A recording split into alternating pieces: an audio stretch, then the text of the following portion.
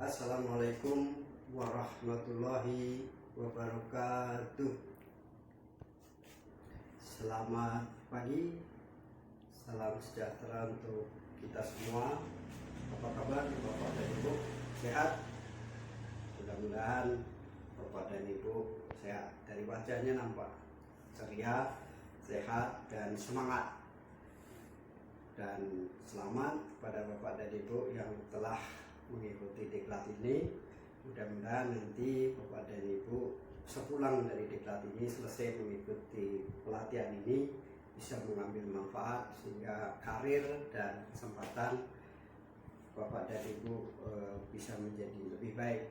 Doa saya terbaik untuk Bapak dan Ibu semua. Bersyukur kita kepada Tuhan Yang Maha Kuasa, pada pagi hari ini kita semua dalam keadaan sehat, kita bisa bertemu bersilaturahmi dengan saya. Kemudian berselawat kita kepada Nabi, Allahumma sholli ala Muhammad wa ala ali Muhammad. Baik, sebelum kita lanjutkan, izinkan saya untuk memperkenalkan diri. Nama saya Sugiarto. Saya adalah Widyaswara Ahli Madya di BPSDM Provinsi Riau. Baik Bapak dan Ibu, semangat pagi. 9 jam ke depan, Bapak dan Ibu, saya akan menghantarkan Bapak dan Ibu untuk mendiskusikan materi mata pelatihan dalam pelatihan kepemimpinan administrator. Agenda hari ini adalah agenda manajemen kinerja. Dalam manajemen kinerja itu salah satu materinya, mata pelatihannya adalah manajemen perubahan sektor publik. Nanti di sana kita akan coba untuk bagaimana memahami tentang perubahan itu sendiri. Nah, di dalam materi mata pelatihan manajemen perubahan sektor publik itu, mata pelatihan ini membekali Bapak dan Ibu sebagai peserta diklat dengan kemampuan memimpin perubahan melalui pemahaman konsep perubahan, manajemen perubahan sektor publik, kemudian kepemimpinan dalam manajemen perubahan, strategi perubahan di unit organisasinya, pengelolaan perubahan di unit organisasinya, dan menganalisa permasalahan perubahan dari perspektif manajemen perubahan itu. Apa tujuannya?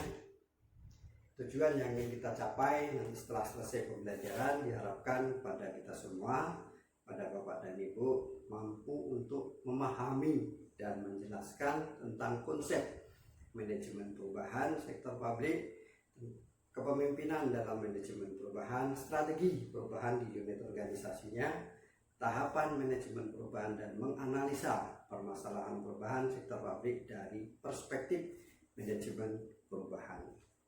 Ini nanti akan kita diskusikan selama kurang lebih 9 jam atau 1 hari akan kita diskusikan dengan mana.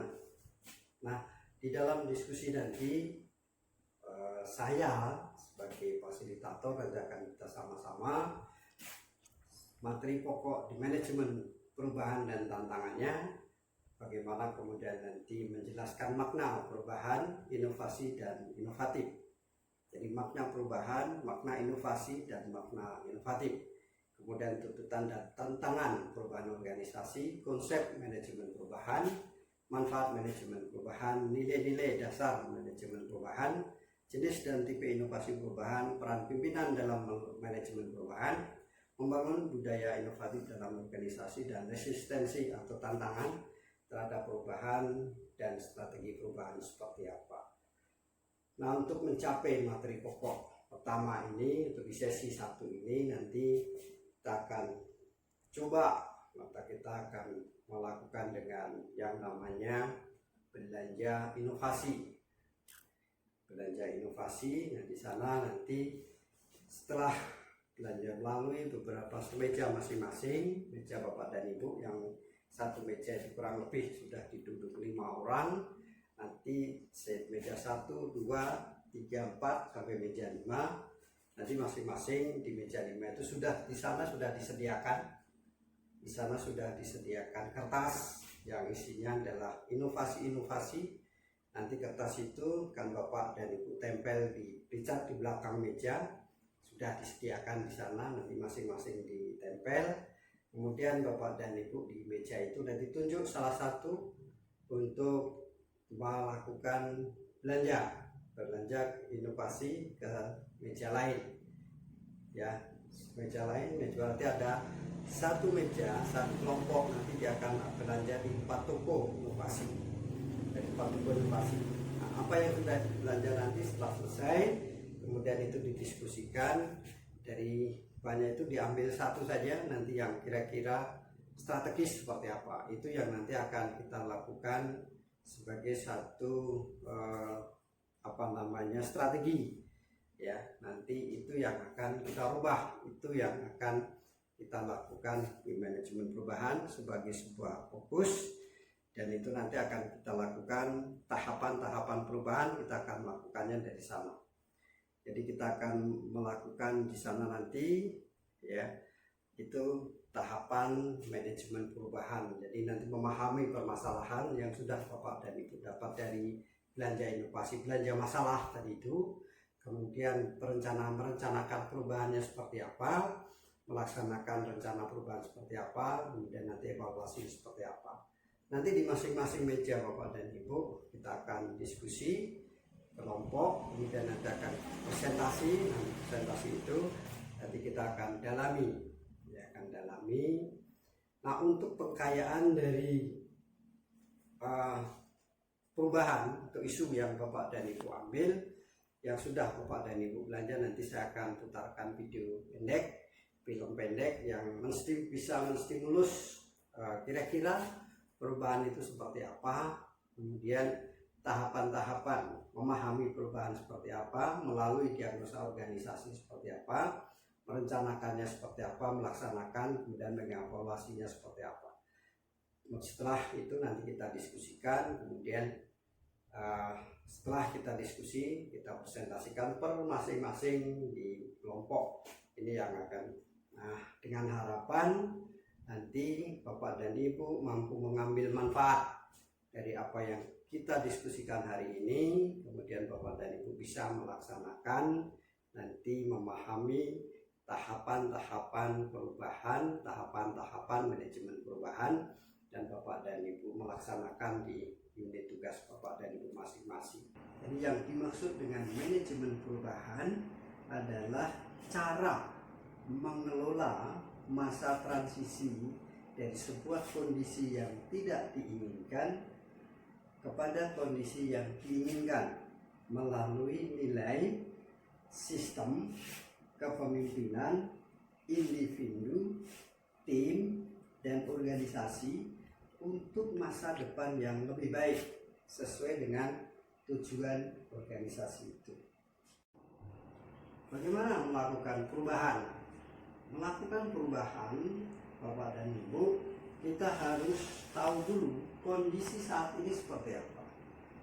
Jadi melakukan perubahan organisasi, kita harus tahu kondisi saat ini seperti apa.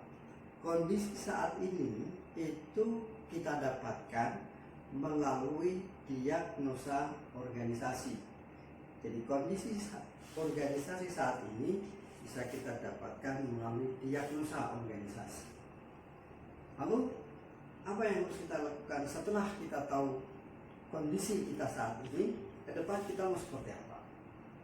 Nah, inilah antara kondisi saat ini menuju kondisi yang akan datang, inilah yang kemudian disebut dengan melakukan perubahan atau manajemen perubahan itu berada di sini.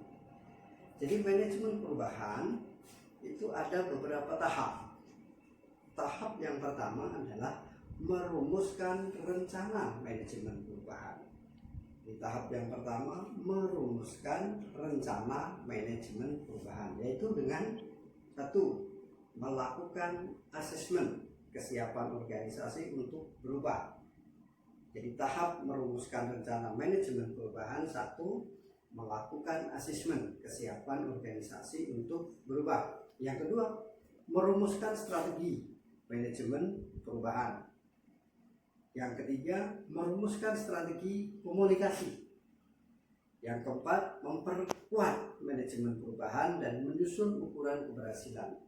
Tahap yang kedua adalah mengelola melaksanakan perubahan. Jadi mengelola atau melaksanakan perubahan. Yang pertama, mengintegrasikan strategi manajemen perubahan dan strategi komunikasi dengan program reformasi birokrasi lainnya. Jadi kita integrasikan. Apa yang kita integrasikan? Yang kita integrasikan adalah strategi komunikasi. Bagaimana strategi komunikasinya? Dengan program reformasi birokrasi seperti apa? Program perubahannya seperti apa?